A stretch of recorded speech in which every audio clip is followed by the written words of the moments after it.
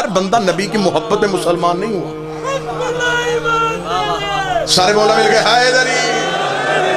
ہر بندہ نبی کی محبت میں مسلمان ہوتا تو شاعر مشرق نہ کہتا زبان سے کہہ بھی دیا لا الہ تو کیا حاصل، دل و نگاہ جو مسلمان نہیں تو کچھ بھی نہیں. یہ سیدوں کی ماں جس کی دولت کے صدقے میں توجہ میری پوری رکھیں. اسلام امیر ہو گیا. عرب کی عرب پتی بی بی بسم اللہ جی بسم اللہ سے جس کے نوکروں کے شادی سننی ہے تو بابا درگام شاہ جی کا انتظار کریں گے. جی آپ جی بسم اللہ سرکار. میرے محمد کے کلمے پڑھتے جاؤ قرضے معاف کرو. یہ بی بی ہمارے نبی کے گھر آ گئی ہے. تاریخ عرب کہتی ہے یہ اتنی امیر تھی جس کے نوکروں کے خیموں کے رسے سونے کے ہوتے تھے. کنیزوں کی کمر کی بیٹیاں سونے کی ہوتی تھی. جب بی بی کا تجارت کا قافلہ گھر سے نکلتا آخری اونٹ مکے سے نکل رہا ہوتا تھا، پہلا اونٹ یمن میں داخل ہو رہا ہوتا تھا.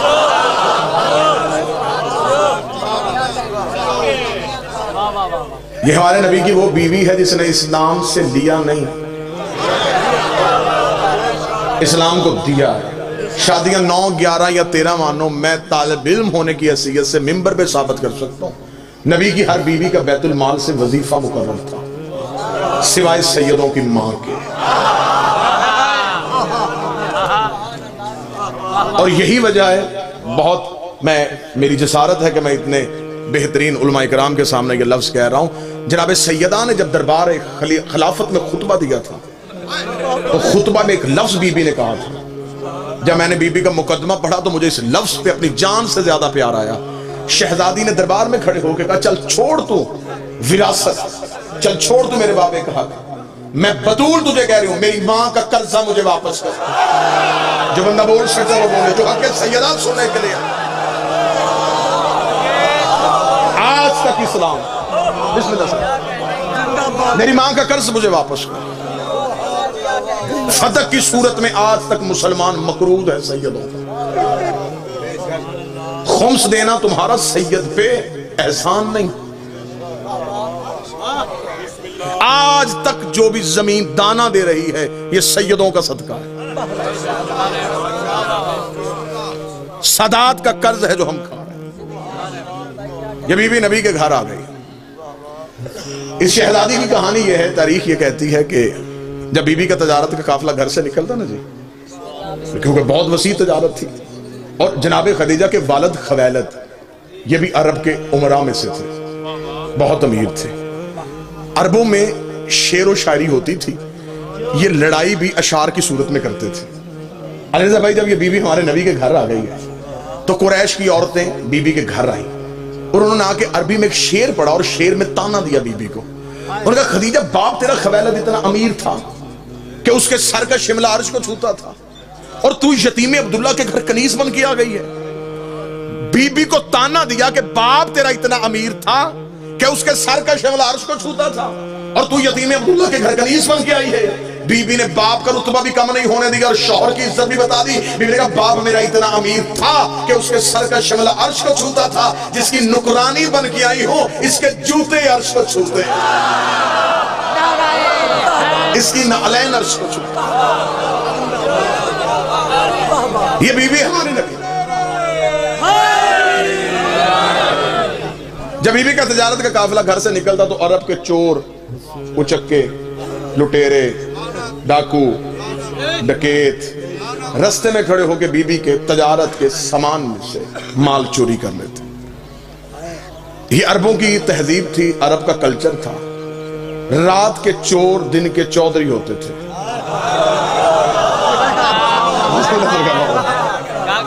رات کو چوریاں کرنا، دن کو مطمئن ہو کے ڈیرے پہ بیٹھ کے فیصلے کرنا. بی بی کا تجارت کا قافلہ آتا، یہ سامان چوری کر لیتے. ایک قافلہ لٹا، دوسرا قافلہ لٹا، تیسرا قافلہ لٹا. بار بار نوکر آ کے کہتے رہے کہ بی بی مکے کی گلیوں سے سامان چوری ہوتا ہے.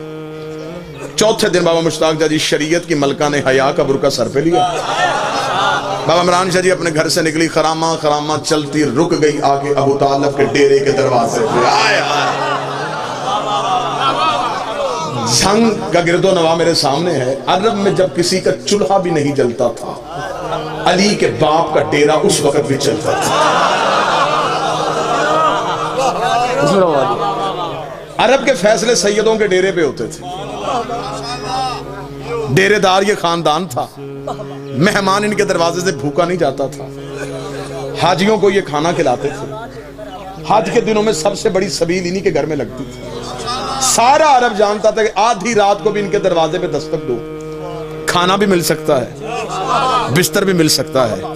یہ میرے نبی کے خاندان کی تہذیب تھی. بی بی آ گئی حضرت ابو طالب کے ڈیرے کے دروازے پہ. سامنے مسجد پہ بیٹھا تھا علی کا شریف ترین باپ. بی بی نے آ کے دونوں ہاتھ ماتھے پہ رکھے, رکھ کے کہا ابو طالب میں ہوں خویلد کی بیٹی. باپ بھی میرا رئیس تھا, میں بھی رئیس ہوں. باپ بھی تاجر تھا, میں بھی تاجر ہوں. باپ بھی تجارت کرتا تھا, میں بھی تجارت کرتی ہوں. مکے کی گلیوں سے تجارت کے قافلے یمن شام مصر کے لیے جاتے ہیں. مکے کی گلیوں سے میرا سامان چوری ہوتا ہے. میں آپ سے پناہ لینے کے لیے آئی ہوں. اتنا جملہ کہنا تھا. یہ حضرت ابو طالب نے ایک لمحہ سوچے بغیر کہا, خدیجہ مطمئن ہو کے گھر چلی جا.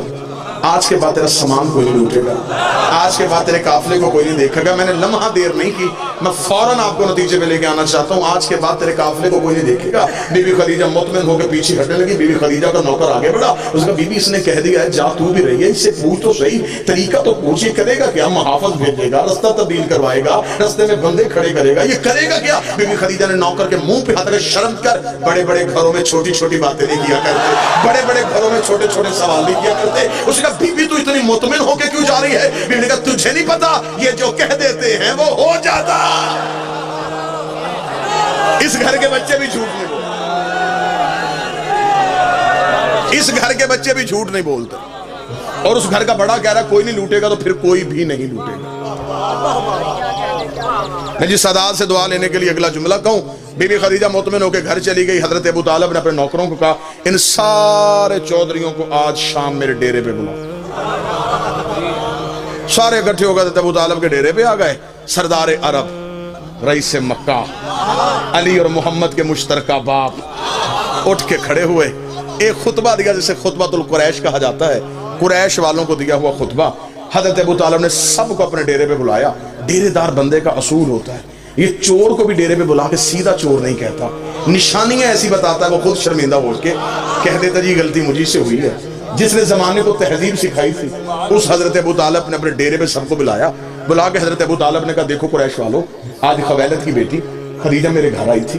اس نے شکایت کی ہے کہ مکے کی گلیوں سے اس کا سامان چوری ہوتا ہے, اور مکے والے تم ہو.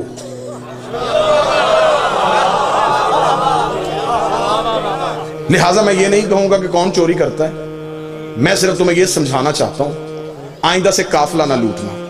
بابا جی یہ میں ہاتھ باندھ کے کہنے لگا ہوں, جتنے بھی ذاکرین واعظین ممبر پہ بیٹھے آخری بندے تک, یہ جملہ میرا نہیں, جملہ ہے حضرت عمران کا. جس کا بیٹا بولے تو نہج البلاغہ بنے, وہ باپ کتنا فصیح و بلیغ ہوگا. حضرت ابو طالب کا جملہ میری پوری زندگی کی خطابت پلڑے پہ رکھی جائے, یہ جملہ پھر بھی وزنی ہے. حضرت ابو طالب کا میں تمہیں گھر بلا کے صرف اتنا سمجھانا چاہتا ہوں, عورت کے قافلے لوٹنا کوئی مردانگی نہیں ہے.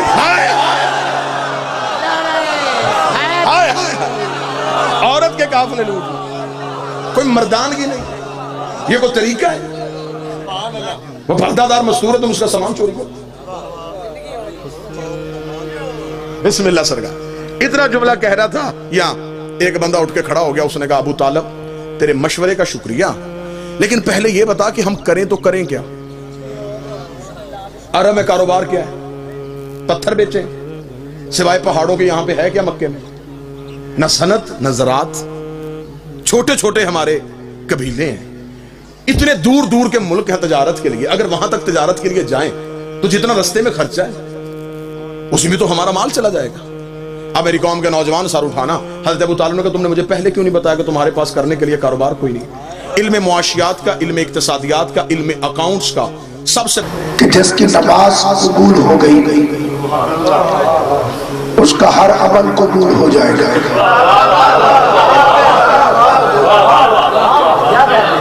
اور جس کی نماز قبول نہ ہوئی اس کا ہر عمل رد کر دیا جائے گا. مومن اور منافق میں جو جو فرق ہے وہ نماز کا ہے. اور قیامت والے دن جو سب سے پہلا سوال کیا جائے گا وہ نماز کے مطابق ہوگا. اب یہ الگ بات ہے کہ کون کیسے پڑھتا ہے، لیکن جو چیزیں کامن ہیں، اختلافی نہیں ہے، میں ان پہ گفتگو کرنا چاہتا ہوں. سب سے پہلے نماز میں جو درس ملتا ہے وہ ہے پابندی وقت. ایسا نہیں ہے کہ جب دل چاہا ظہر پڑھ لی، ابھی میرا موڈ بن جائے میں فجر پڑھ لوں. اس کی ترتیب اور نظام الاوقات اللہ کی طرف سے مقرر کرتا ہے. سب سے پہلے اس کے لیے ضروری ہے لباس کی طہارت. اگر کپڑے اور بدن پاک نہ ہو تو نماز نہیں ہوتی. تو جب گندے کپڑوں سے نماز نہیں ہوتی تو گندی ذہنیت سے نماز کیسے ہو سکتی؟ اور پھر یہ کپڑے میں نے سلوائے، 200 روپے درزی نے سلائی، میں نے 10 روپے ادھار کر لیا.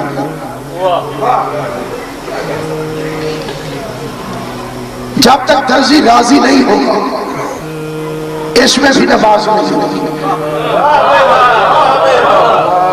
تو اب میں بڑے ادب اور احترام سے پوچھنا چاہتا ہوں، سورہ مبارک شورا میں ایک آیت ہے، جب صحابہ کرام نے حضور علیہ السلام صلی اللہ علیہ وآلہ وسلم سے عرض کی، یا رسول اللہ یہ جو آپ نے نبوت پہنچائی ہے بڑی محنت کر کے، اس کی اجرت میں سونا چاہیے، چاندی چاہیے، یہ رشتہ چاہیے؟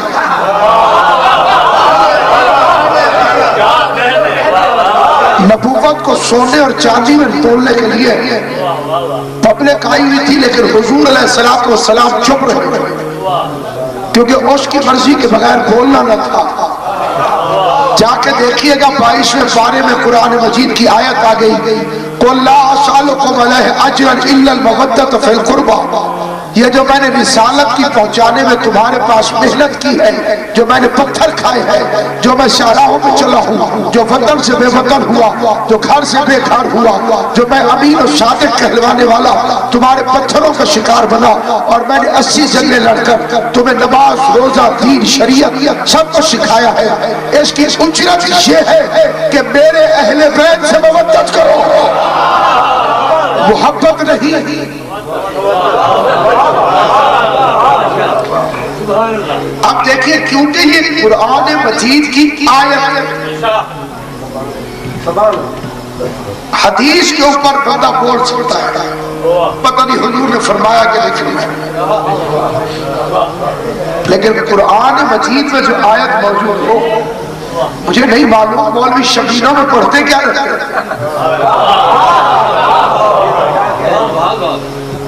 آپ دنیا پھر کے دیکھ لیجئے، کئی ہمارے بھائی جب یہ آیت سنتے ہیں تو حیران ہو جاتے ہیں، اچھا یہ بھی قرآن ہے؟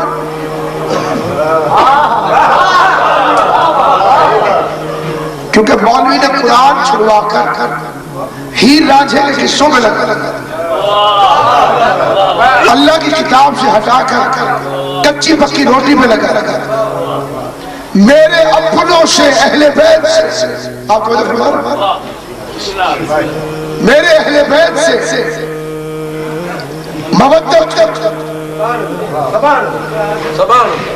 محبت نہیں مودت. محبت کبھی کبھی حرام بھی ہوتی ہے. مثال حضرات مجھے فرما رہے ہیں، ہر محبت حلال نہیں ہوتی. زلیخا کو یوسف سے محبت تھی،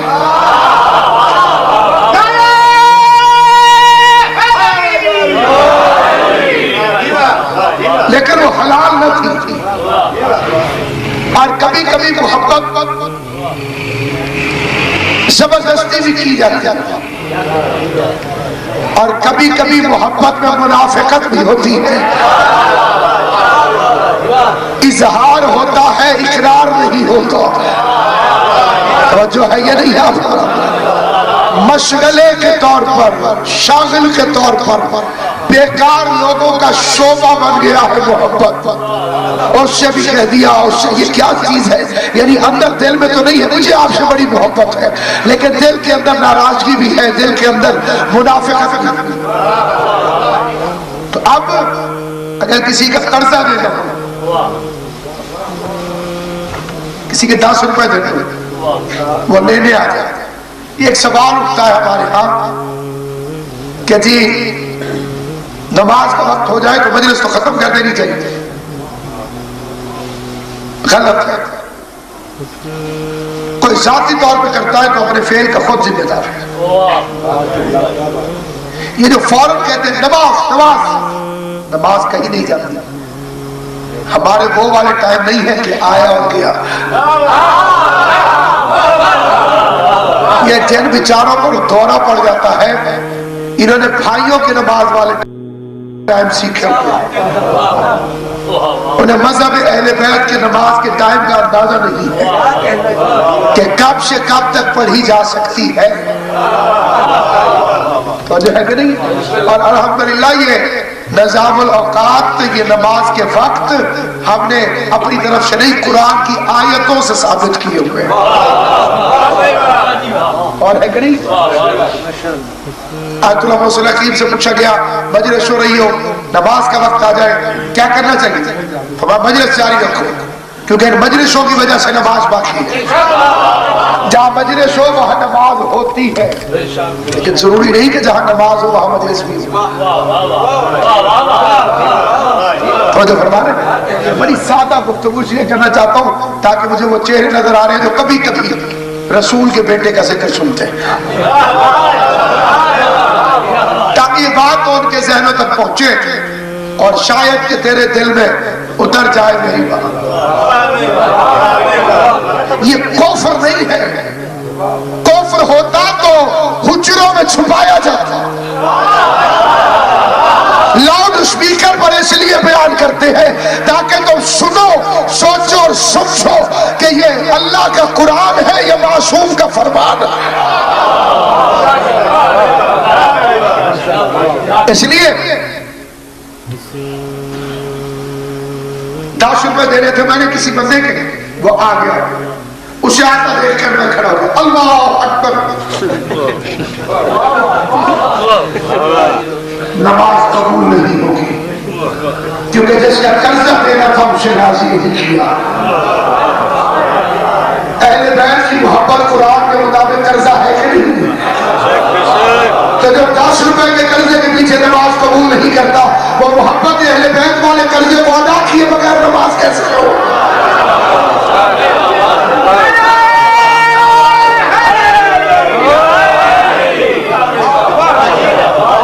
اچھا پھر جگہ وہ غصبی نہیں ہونی چاہیے۔ آپ کی زمین تھی، میں نے کہا جی اللہ کی نماز ہی تو پڑھتی ہے، یہ بھی اللہ کا بندہ ہے، پوچھے کیا ضرورت ہے؟ اللہ اکبر، نماز رات۔ تو جب آپ کسی کی زمین پہ اس کی مرضی کے بغیر نماز نہیں پڑھ سکتے تو کسی کی زمین میں دفن کیسے ہو سکتے ہو؟ جب تک خشبی جگہ پہ قبر رہے گی لعنت برستی رہے گی۔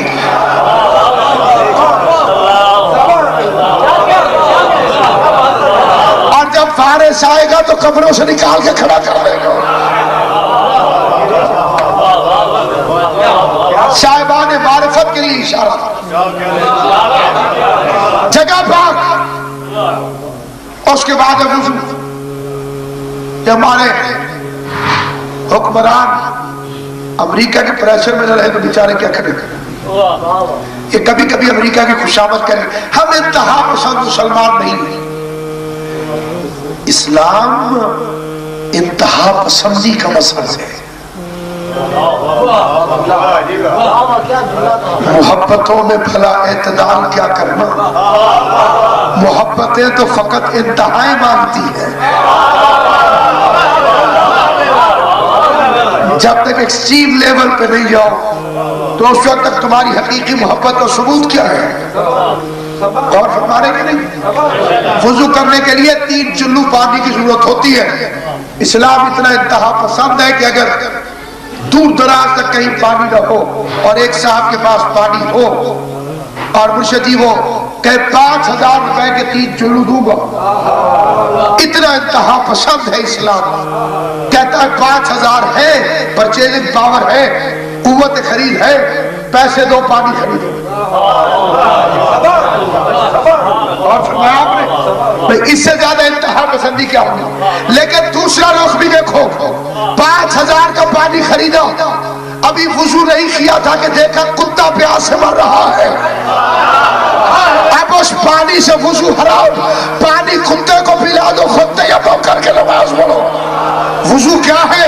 شرط، اس کے بغیر نماز نہیں ہوتی۔ ایک استاد نے کہا وضو کے بغیر نماز نہیں ہوتی، ایک شاگرد بڑا ہوشیار تھا، اس میں استادی ہو جاتی ہے، میں ابھی پڑھ کے آیا۔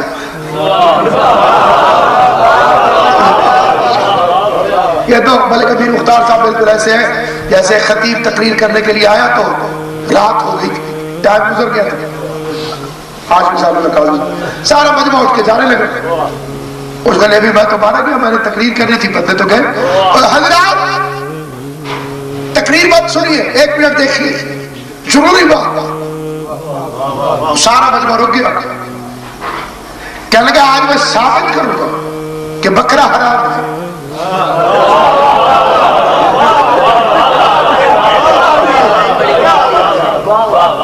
یہ بکرا ہے، میں قرآن سے ثابت کروں گا، رسول کے فرمان سے ثابت کروں گا، اور اگر ثابت نہ کر سکوں تو میرا خون معاف ہے۔ اب بندے رک گئے بیچارے،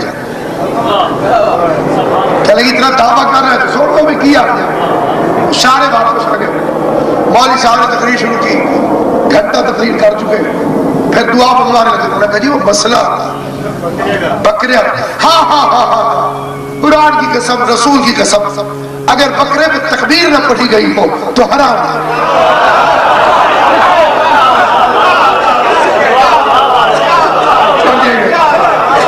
صحیح ہے، اب بکرے میں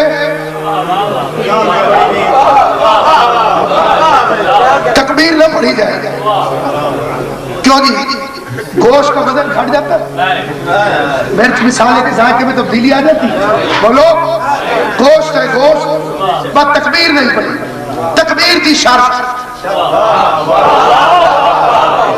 اب قرآن کے مطابق محبت اہل بیت شرط،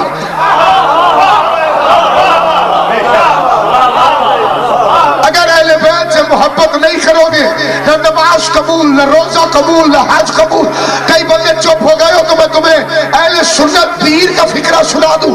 حضرت نصیر الدین گولڑا شریف والے فرماتے حب شبیر نہیں ہے تو عبادت ہے حرام۔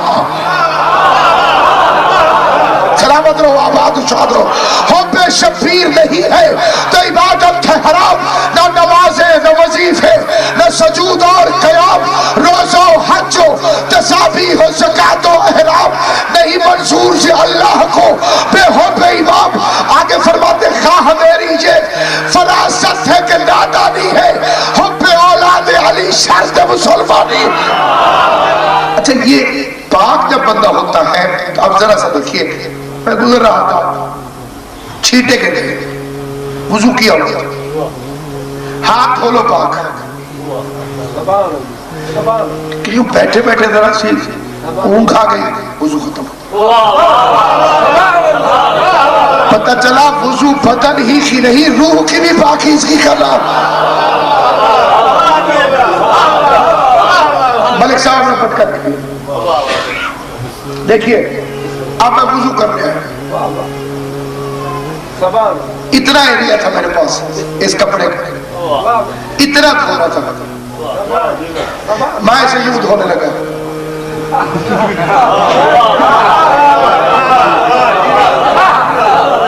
کہ اس کا بھی ستیہ ناش ہو گیا۔ ابھی تک دنیا کو ایسے اور ایسے کی سمجھ نہیں آئی ہے۔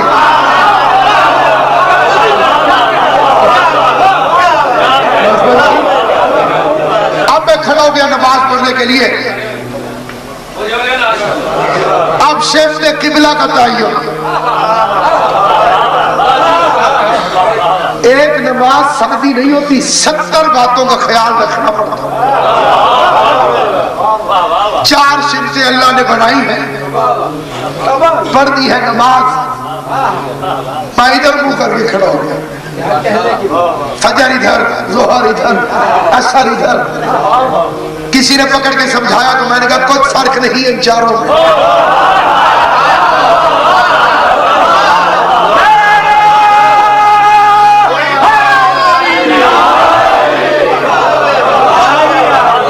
اسے بے وقوف تو پاگل ہو گیا ہے، ادھر رخ کر جدھر مکان ہے،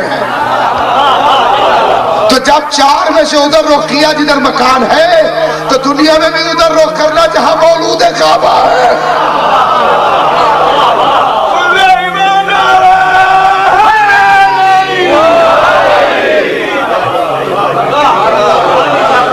سامعین گرامی، قبلہ رخ، اللہ اکبر، کیا مطلب؟ دنیا سے ہاتھ اٹھا لیا، یہ جو اللہ میاں ایسے ایسے کرواتے ہیں اس کا کیا مطلب؟ دنیا سے ہاتھ اٹھا لیا، بس اب تیری طرف، تو سب سے بڑا ہے، نہ پیسہ بڑا ہے، نہ دنیا بڑی ہے، نہ طاقت بڑی ہے، اللہ اکبر، تو سب سے بلند ہے۔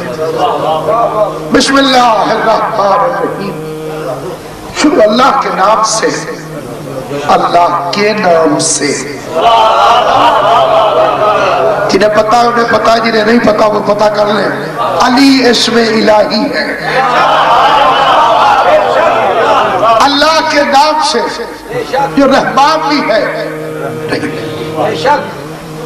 ہر زبان میں اس کے ترجمے کیے گئے، اکثریت نے غلط ترجمہ کیا۔ مطلب کیا ہے؟ رحمان، اردو نے ہوشیاری کی، اسے ڈائریکٹ رحمان نہیں بھی لکھ دیا، تو اردو کا مطلب ہے لشکری زبان، اور اس میں ہر لفظ سمجھ جاتا ہے۔ رحمان جس کی نعمتیں عام ہوں، اناج اگتا ہے، کافر بھی کھائے، مومن بھی کھائے، پانی مومن بھی پیے، کافر بھی پیے۔ ابراہیم، حضرت موسیٰ علیہ السلام نے کہا تھا معبود بڑا کرتا ہے یہ فرعون، 2 منٹ کے لیے اس کی سانس بند کر، آکسیجن پرابلم کر دے اس کے، اسے پتہ چلے رب تو ہے کہ یہ ہے۔ یہ موسیٰ کا انتقام تھا تو وہ رب رحمان تھا۔ جواب میں فرمایا موسیٰ وہ بندہ ہونا بھول گیا ہے، میں اللہ ہونا کیسے بھول سکتا ہوں؟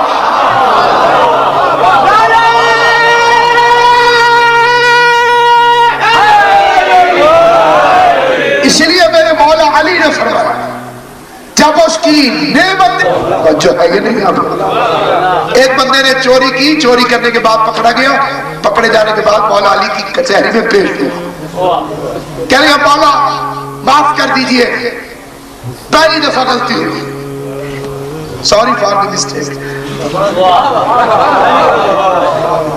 پہلی دفعہ غلطی ہوئی، کیا کہا؟ پہلی دفعہ غلطی ہوئی، معاف کر دیجئے۔ علی کے چہرے پہ جلال آیا، کہا اللہ پہ جھوٹ نہ بول، وہ کبھی کسی کو اس کی پہلی غلطی میں ذلیل نہیں کرتا،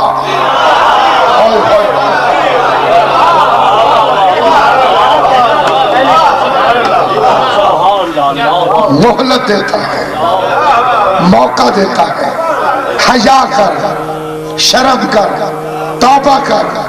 اور امام زین العابدین فرماتے ہیں کہ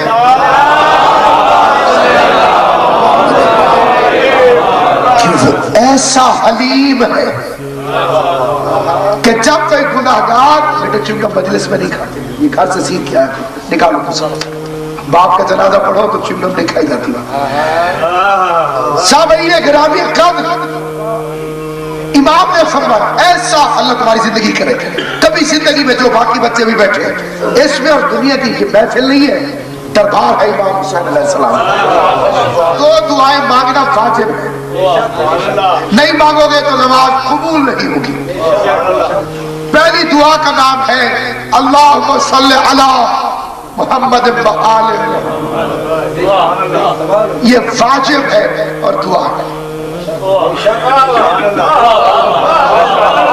دوسری دعا ہے اہدنا الصراط المستقیم